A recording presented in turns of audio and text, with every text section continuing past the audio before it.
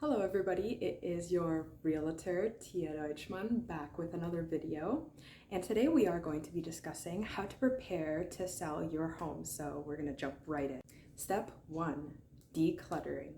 You want to get rid of any kind of personal belongings, for example, expensive jewelry, clothes that's lying around, if you have a massive amount of figurines or collections and things like that. You want to keep the counters for the most part blank, so your realtor can work from a blank canvas when they are staging or when a stager does come in. So at this point, want to depersonalize the house as well.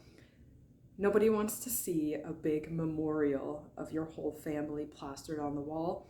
And it's fine, it's your home. This is how you feel at home. But as a buyer, you want to picture yourself in the house. So when you see these family pictures of these people being there for so long, and it just doesn't, you can't picture yourself living there as your home. For some people, maybe they'll say, oh, this is the family that was here before. That's great. So maybe even leaving 1 or 2 pictures around, but having 20,000 pictures all over the wall, not a good idea. Step 2, start packing. Pack everything up that is in the way. You want to leave your furniture. So a lot of people think that it's better to have nothing in the house so you kind of have an idea of the space, but that's not necessarily true, because when there is nothing in the house whatsoever, I need to paint that picture for my buyer clients and say, this is where your couch could go, this is where your TV could go. And so it's actually a lot easier when there's already a setup. So don't get rid of your furniture. Even if they're not that great, there's ways you can fix them with blankets and pillows and things like that. So there's always ways around it. Talk to your realtor, if you have one already at that point, about things that they might want to stage unless they have a stager coming in. For example, my business partner and we recommend our clients to leave some books out and candles and things like that, because we will use those strategically in the bedrooms and throughout the house. Step 3, renovations. So it's up to you if you would like to do minor renovations, major renovations, but I do recommend doing renovations. Major renovations would include the roof, furnace and AC, kitchen, bathroom, the driveway, and windows. Those are very, very, very expensive updates for the most part, and you do want to use quality because buyers will see the lack of quality of the product. So in terms of renovations, what I mean by that is minor renovations, unless you are doing extensive renovations and you don't need to sell for the next couple of months and you see the potential. But what I always recommend is freshening up those walls that need some paint, that haven't been painted in many, many, many years, because that paint will put so much extra value on your house because it looks clean, and also the scent of paint. A lot of people don't like it. I actually really like it. When people walk in, they're like, oh, it smells fresh. Also, sometimes these wall plugins are a hit or miss, right? If somebody's smoking in the house, you want to cover up those walls and put some air fresheners in there. It probably won't cover it 100% depending on the extent, but you're going to try your best, right?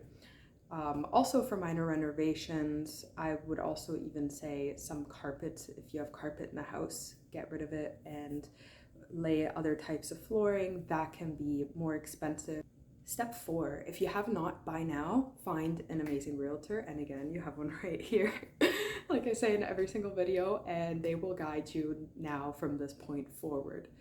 That being said, now you should be well prepared in terms of having your house ready to go within the next week or the next couple of days, because there should not be much more to do since it is decluttered, renovated, depersonalized, packed up, and now you're ready to list. Step 5, understanding market conditions. So this is very important. Whether you're buying or selling, you need to know what is going on and you need to have realistic expectations.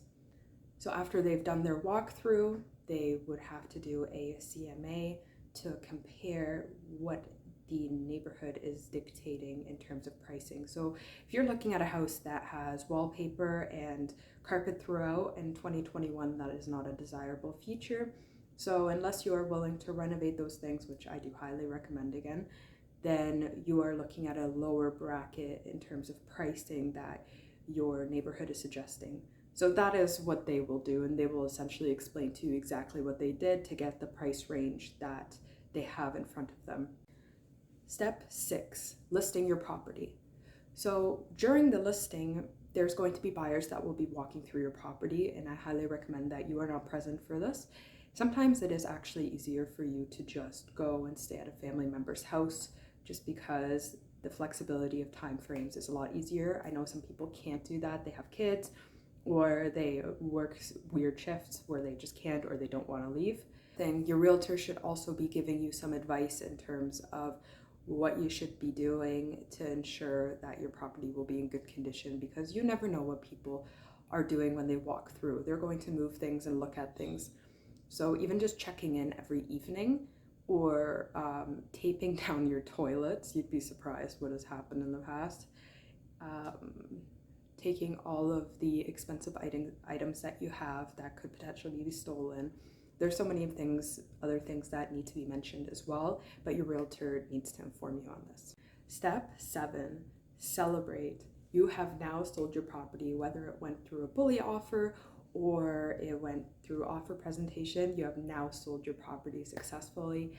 And whatever you decide to do in your future, whether you are now looking to buy, or you bought prior, or you're looking to rent, or you're moving out of the country, I wish you the absolute best of luck. Congratulations for selling your house, and I hope you had the service that you wanted and your realtor went above and beyond and you felt taken care of the whole way through.